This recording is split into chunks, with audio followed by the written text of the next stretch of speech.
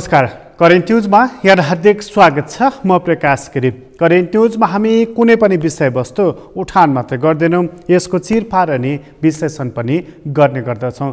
Nepal communist पार्टीमा नयाँ खालको अवस्था देखा परेको छ। त्यो नेकपा एमाले र माओवादी केन्द्र मात्रै बनेन, त्यो एमालेबाट विभाजित भएर अर्को एकीकृत समाजवादी पनि बनेको छ। तर बीचमा रहेका 9 जना स्थायी कमिटीका सदस्यहरू जसले माधव कुमार नेपाललाई छाडेका छन् र उनीहरूले बालकोटमा पुगेर पार्टी अध्यक्ष केपी शर्मा ओलीसँग संवाद गरिसकेपछि मक्ख परेका छन् र त्यही बैठकले स्थायी कमिटीको बैठक बस्ने भनेर निदो पनि गरेको छ। त्यो बैठक केन्द्रीय कमिटीसम्म पुग्ने उनीहरूको प्रारम्भिक बुझाइरहेको छ।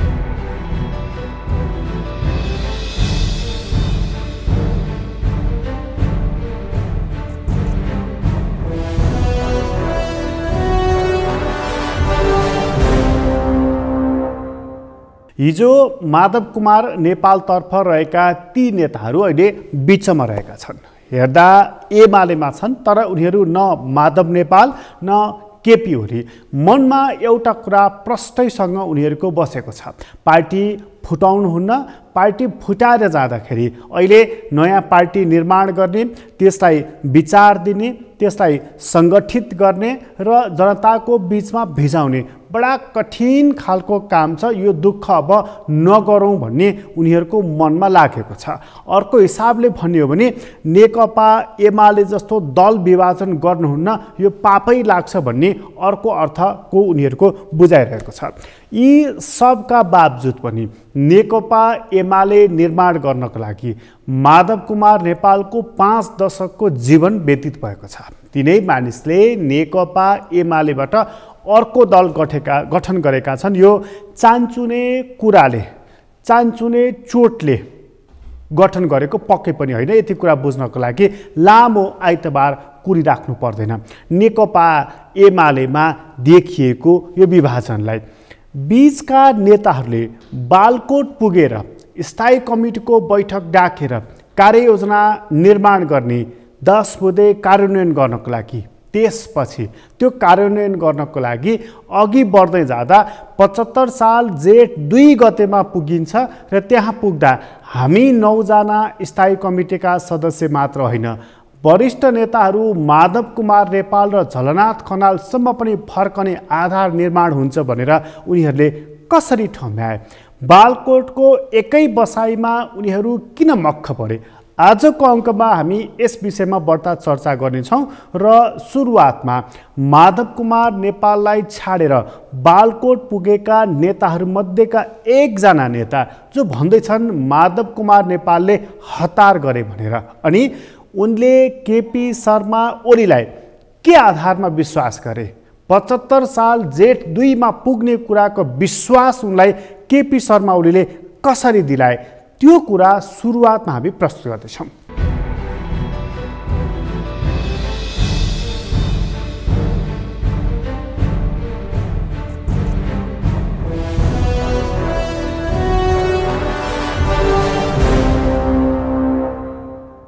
हाम्रो party Nepal communist party UML भित्र देखिएको जुन एउटा समस्या थियो, त्यो लामो समयदेखि यो समस्याको रूपमा रहँदै आयो र यस बीचमा पार्टीका विभिन्न नेताहरूको बीचमा छलफल पनि भयो, संवादहरू भए।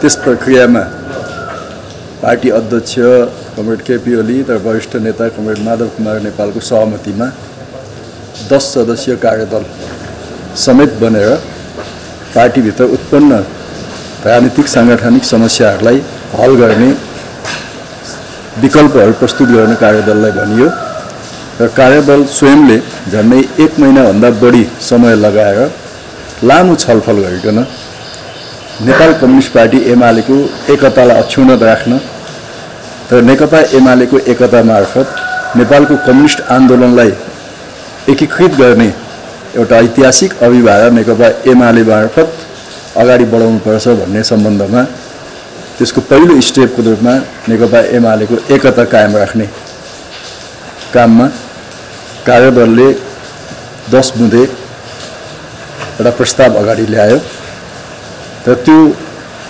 पार्टीको एकताको एउटा प्रस्थान बिन्दु थियो। तर त्यसलाई कार्यान्वयन गर्ने सम्बन्धमा फेरि पनि केही अलग धारणाहरू देखा परे, पार्टीमा दुविधाहरू देखा परे, नेताहरूको धारणा मिलेन, जसले गर्दा फेरि घटनाक्रमहरू नयाँ ढङ्गले विकसित हुँदै आज नेकपा एमालेबाट अर्को दल बन्ने सम्भावना देखा परिरहेको छ र त्यसको निम्ति केही साथीहरूले, केही कमरेडहरूले प्रक्रिया समेत अगाडि बढाइरहनु भएको छ।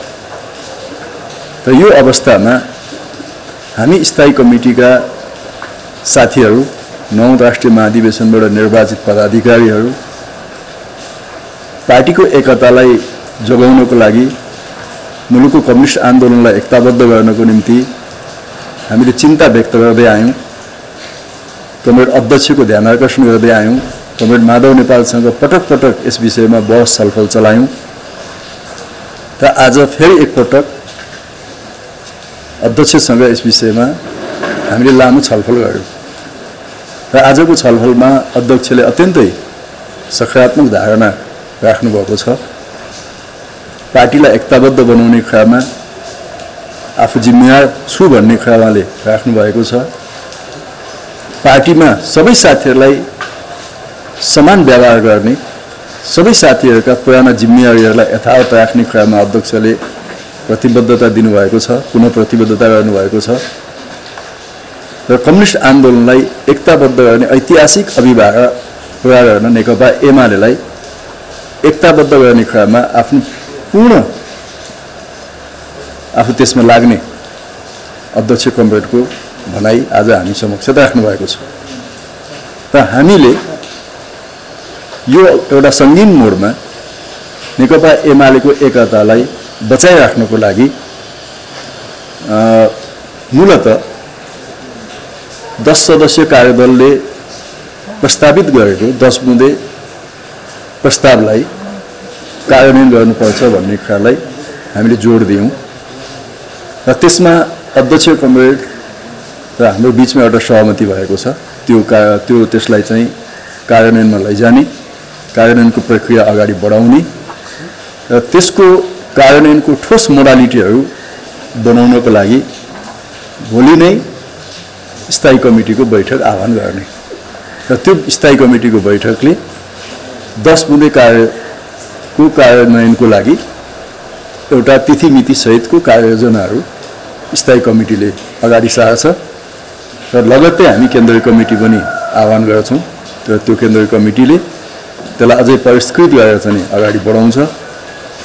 र आजको छलफलको निष्कर्ष के हो भने 10 बुँदेले भनेअनुसार 75 साल जेठ 2 गते कायम भएका नेपाल कम्युनिस्ट पार्टी एमालेका केन्द्रदेखि प्रदेश, जिल्ला, निर्वाचन क्षेत्र, गाउँ, वडा, तह, टोलसम्मका सम्पूर्ण कमिटीहरू ती क्रियाशील हुन्छन्। आजको हाम्रो छलफलको पहिलो निष्कर्ष त्यो हो। ती कसरी क्रियाशील हुन्छन् भोलि हामी स्थायी कमिटीबाट त्यसको सम्पूर्ण ढाँचाहरू प्रस्तुत गर्छौँ र नेपाल कम्युनिस्ट पार्टी एमाले हुँदाका बखत 75 साल जेठ 2 गतेको अवस्थामा जुन नेताहरूको जिम्मेवारी जे थियो त्यो जिम्मेवारी यथावत रहन्छ भन्ने कुरा पनि अध्यक्ष कमरेडले आज भन्नुभएको छ र यसलाई कार्यान्वयन गर्न भोलि हामी स्थायी कमिटीको बैठक आह्वान गर्छौँ। साथै स्थायी कमिटीको बैठक मार्फत पार्टी दर्ताको अलग्गै पार्टी दर्ताको प्रक्रियामा रहनुभएका नेताहरूलाई त्यो प्रक्रियाबाट फर्कन, त्यो प्रक्रियालाई त्यही स्थगित गर्न र पार्टी एकतामा फर्कन र पार्टी एकता मार्फत नेपालको कम्युनिस्ट आन्दोलनलाई एकताबद्ध गर्ने ऐतिहासिक अभिभावकमा सामूहिक ढङ्गले पहल कदमी लिन हामी स्थायी कमिटीको बैठक मार्फत सम्पूर्ण नेता कमरेडहरूलाई अपिल गर्छौँ र म यहाँहरू मार्फत भन्न चाहन्छु देशभरका नेकपा एमालेका सम्पूर्ण कमरेडहरूलाई हामी कोही पनि विभाजनको पक्षमा नजाउँ, एकताकै पक्षमा हामी कायम हौँ। हाम्रा पुराना जिम्मेवारीहरू कायम हुनेछन् र पार्टीभित्र कसैमाथि पनि पक्षपात हुँदैन, कसैमाथि पनि अन्यायपूर्ण व्यवहार हुँदैन भन्ने कुराको सुनिश्चितता पार्टी स्थायी कमिटीले गर्छ। अध्यक्ष कमरेडको पनि त्यो प्रतिबद्धता छ र त्यस अनुसार म सबै कमरेडहरूलाई धैर्यताका साथ धेरै उत्तेजनामा नआइकन आवेगमा नआइकन धैर्य धारण गर्दै पार्टी एकताको ऐतिहासिक प्रक्रियामा सामेल हुन म तपाईहरु मार्फत अपिल गर्छु।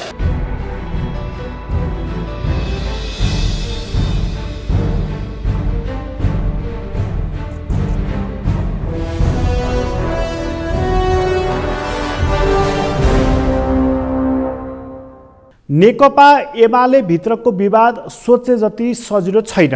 लामो श्रृङ्खला छ यसको र यो लामो श्रृङ्खलाका हिस्सेदारहरू केपी शर्मा ओली र माधव कुमार नेपाल मात्र रहेका छन्।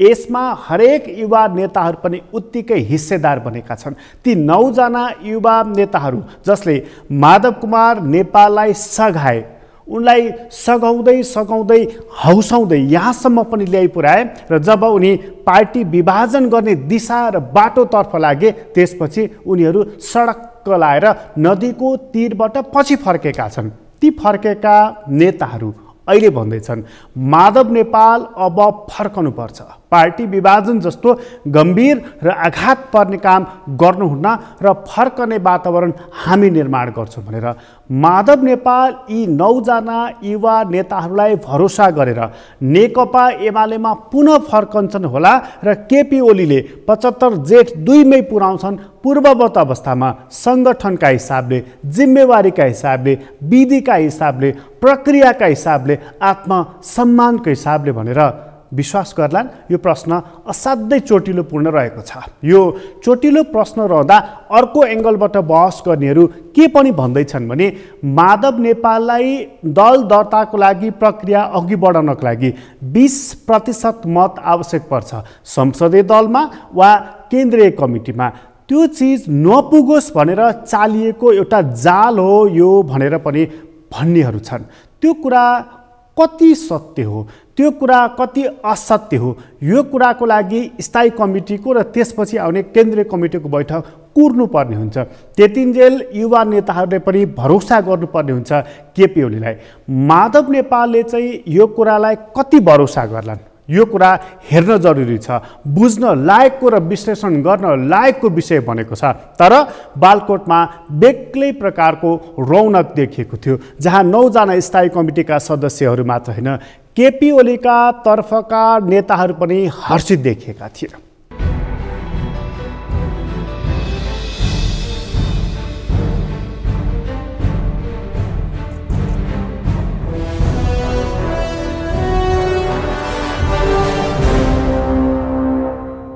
अब माधव कुमारले अर्कै बाटो तय गरिसक्नु भएको छ। पार्टी नै दर्ता गरिसक्नुभयो भने उहाँ एकतामा फर्किनुहुन्छ भन्ने विश्वास त अब कसरी गर्न सकिन्छ र। तर हामीले त्यो दल दर्ताको प्रक्रियामा रहेका साथीहरूलाई फर्केर आउनुहोस्, त्यो बाटो गलत छ भन्ने कुरा भनि नै रहेका छौँ। भोलि बैठकले पनि सम्भवतः त्यो ढङ्गले केही कुराहरू गर्न सक्नेछ। तर माधव कुमारले आफ्नो बाटो अलग्गै तय गरिसक्नु भएको। अनि छलफलहरू त भयो, तर छलफलबाट निकालिएको निष्कर्ष चाहिँ उहाँ अलग्गै बाटो हिँड्न अब सङ्कल्पित नै देखिनुभयो। त्यस कारणले गर्दा उहाँले विभाजनकै बाटो रोज्नुभएको अवस्था छ। तर त्यो विभाजनको बाटोमा अरू साथीहरू नजाउन् भन्नका लागि जो साथीहरू हस्ताक्षरमा अथवा भोलि पर्सि शनाखतमा जाने गरी तयारी गरिरहेका छन् ती साथीहरूलाई त्यो बाटो गलत छ, त्यो बाटो नजानुहोस्, एकताबद्ध एमालेबाट मात्रै मुलुकको समस्या समाधानका निम्ति भूमिका खेल्न सकिन्छ भन्ने कुराहरू चाहिँ सम्भवतः भोलि बैठकमा पनि हामीले त्यो हजुर वास्तवमा पार्टी जेठ 2 मा त फर्कि नै सकेको छ। त्यसलाई कार्यान्वयन गर्ने क्रममा चरणका समस्याहरू आउलान्। ती समस्याहरूको समाधानका विषयमा भोलिको बैठक बढी केन्द्रित हुन्छ। जेठ 2 मै फर्कि नै सकेको छ, फर्किन्छ नभनौँ। वस्तुतः हामीले साउन 1 गते बसेको स्थायी कमिटीको बैठक नै स्थायी कमिटीको 106औं बैठक थियो।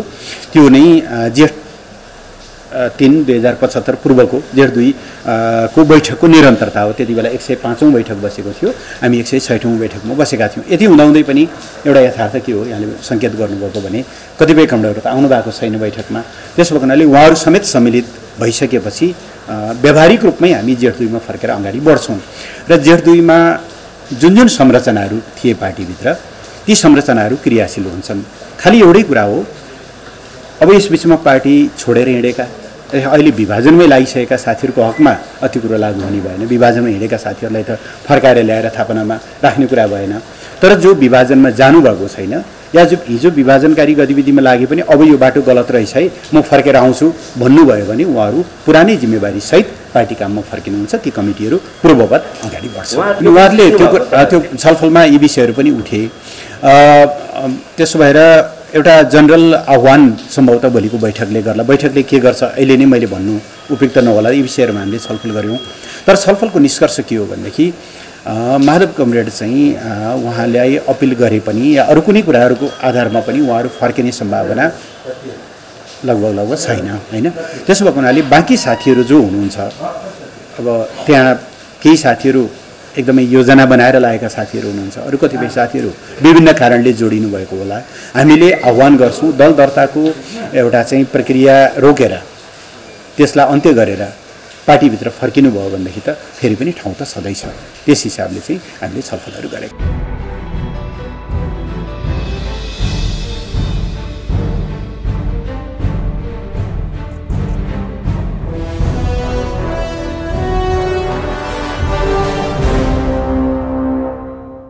एक किसिमको हर्षको माहौल बालकोटमा देखा परेको छ। अघिल्लो दिनसम्म एमाले अध्यक्ष केपी शर्मा ओली 75/2 मा फर्कन सकिन्न र 75/2 अब आउँदैन यो जवाफ दिइरहेका थिए। जब घनश्याम भुसालदेखि योगेश भट्टराईसम्मका नेताहरूलाई उनले भेटे त्यसपछि त्यहाँ फर्कनको लागि र त्यो बेलाको नवौं महाधिवेशनबाट निर्वाचित भएका नेकपा एमालेका पदाधिकारीहरूलाई त्यही जिम्मेवारी दिनको लागि उनी तयार भएका छन्।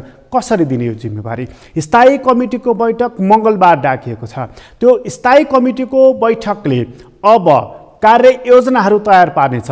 यसलाई कसरी लागू गर्ने भनेर 10 मुदेको कार्यान्वयन कसरी गर्ने, वामदेव गौतमदेखि माधव नेपालसम्मलाई कसरी समेट्ने, यो कुराको कार्ययोजना बने त एउटा कुरा हुन्थ्यो। यदि यो कार्ययोजना बनेन भने बीचमा रहेका 9 जना स्थायी कमिटीका सदस्यहरूलाई बालकोट प्रवेश गर्ने एउटा फेस सेभर हुनेछ र एउटा मास्क पहिरेर उनीहरू नेकपा एमालेमै विश्राम लिनेछन्। यति कुरा चाहिँ भन्न सकिन्छ। तर यसो भनिरहँदा पार्टी एकतालाई हामी अक्षुण्ण राख्छौँ, विभाजन हुन दिँदैनौँ, यो हाम्रो जिम्मेवारी हो भनिरहेका बीचका युवा नेताहरूको आफू मात्रै सेटल हुने र माधव नेपाल सहितका नेताहरूलाई चाहिँ अलग्गै छाड्ने नीति हो त? यो कुरा पनि उत्तिकै महत्त्वपूर्ण छ। त्यसैले अबको रणनीति केपी ओलीको के हुन्छ, अबको रणनीति माधव नेपालको के हुन्छ, हामी यो कुरा लिएर एकछिनपछि आउनेछौँ। अहिले छोटो विश्राम लिँदैछौँ।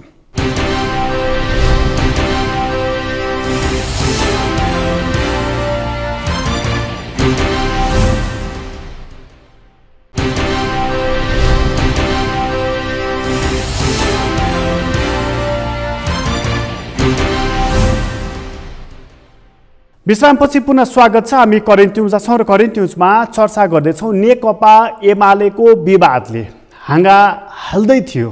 अब बीचमा रहेका युवा नेताहरूले यसलाई थोरै मत्थर पार्ने कोसिस गरेका छन्। भन्दैछन् उनीहरू माधव नेपालले हतार गरे भनेर। पार्टीभित्र मतभिन्नता हुन्छ, तर मतभिन्नताको अर्थ यो होइन कि विभाजन। त्यसैले विभाजनमा जानुभन्दा पहिले रोकिनुपर्छ, विमर्श गर्नुपर्छ। माधव नेपाल पनि केपी ओली जस्तै स्वेच्छाचारी भए, किनभने स्थायी कमिटीको बैठक उनले पनि राखेनन्। छलफल गरौँ, एक मत बनौँ, एउटै सल्लाह गरौँ र अघि बढौँ भन्ने हाम्रो चाहना थियो। तर एउटा सामान्य बैठकसम्म पनि नराखिकन माधव नेपाल अलग्गै चले र दल दर्तामा हतारो देखाए। यी नेताहरू त्यसो भनिरहेका छन्। उनीहरूको आशय छ यदि त्यो बैठक राखिएको हुन्थ्यो भने नयाँ दल गठन गर्नको लागि हामी जान दिने थिएनौँ, हामी रोक्ने थियौँ भन्ने उनीहरूको विश्वास रहेको छ।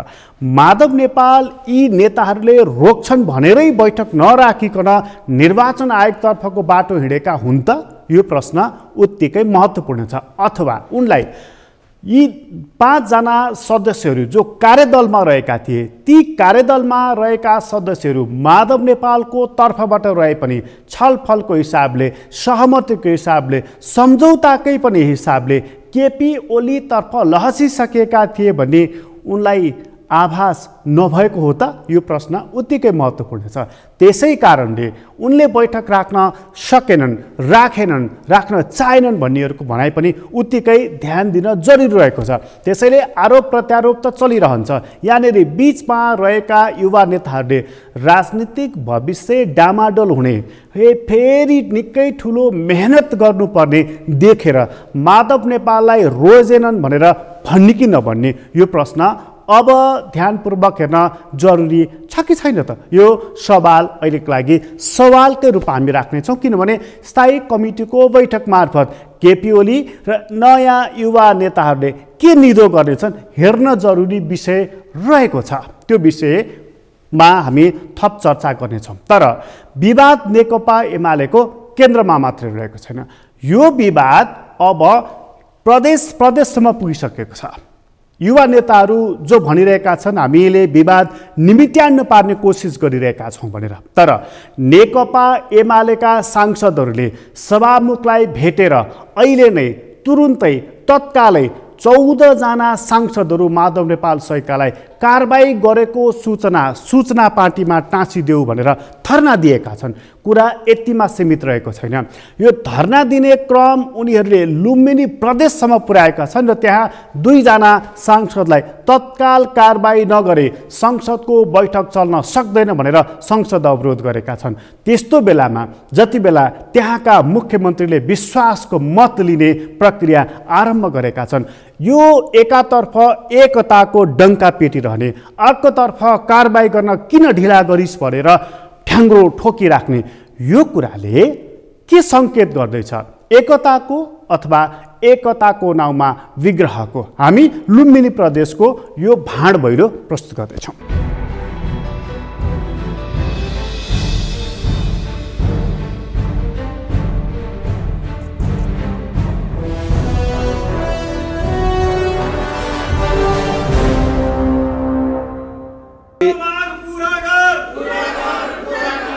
एकछिन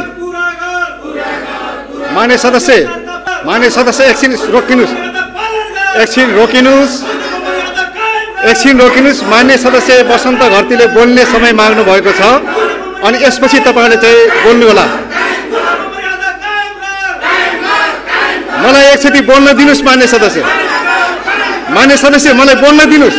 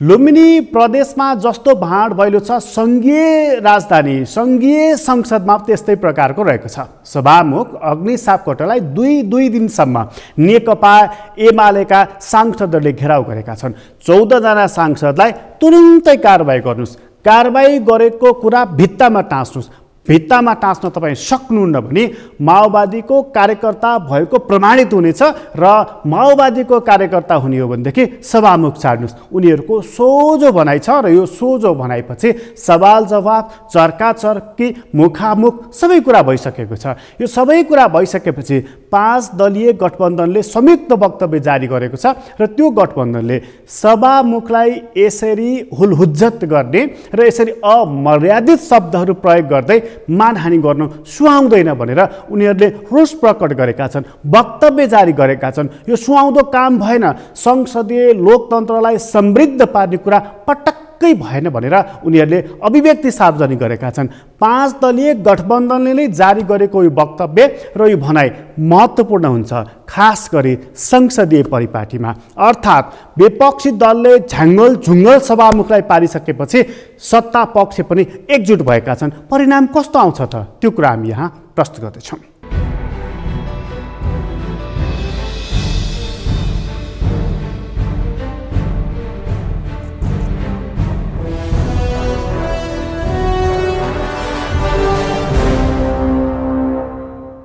आज हामी यो अस्ति भदौ 3 र 4 गते सम्मानीय सभामुखको कार्यकक्षमा प्रमुख प्रतिपक्ष दलका सदस्यज्यूहरूले, माननीय सदस्यज्यूहरूले त्यहाँ गरेको व्यवहार, त्यहाँ दिएको अभिव्यक्ति, धम्कीपूर्ण अभिव्यक्ति, सभामुखलाई परिलक्षित गरेर दिएको धम्कीपूर्ण अभिव्यक्ति, संवैधानिक मर्यादा विपरीतको चाहिँ अभिव्यक्तिको विषय र प्रमुख प्रतिपक्ष दलको नेताले बाहिर सार्वजनिक रूपमा मिडियाहरूमा पनि बोलेको विषय, सभामुखको विरुद्धमा धम्कीपूर्ण ढङ्गले बोलेको विषयलाई लिएर हामी सरकारमा रहेका दलहरूसँग सम्बन्ध चाहिँ प्रमुख सचेतक, दलको नेता, दलको प्रतिनिधि, हामी 5 पक्षबाट आज हामी जुटेर चाहिँ यसको विरुद्धमा चाहिँ एउटा वक्तव्य दिनुपर्छ भन्ने चाहिँ अवधारणा बनाएर एउटा संयुक्त वक्तव्य तयार गरेका छौँ। म त्यही वाचन गर्न गइरहेको छु। संयुक्त प्रेस वक्तव्य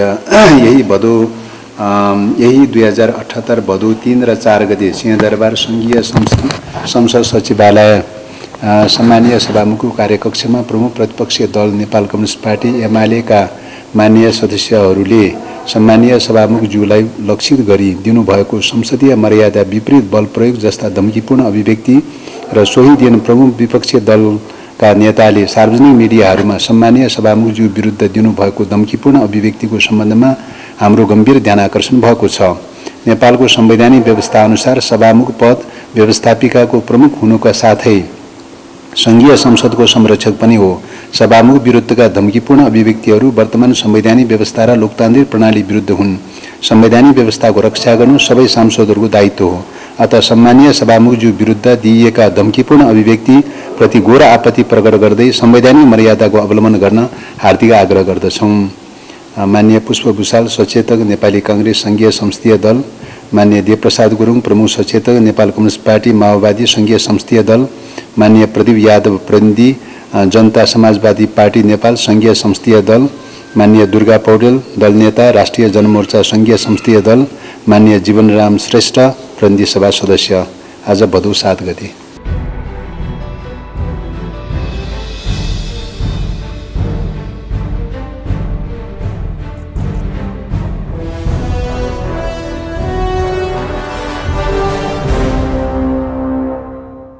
विवाद नेकपा एमालेमा छ।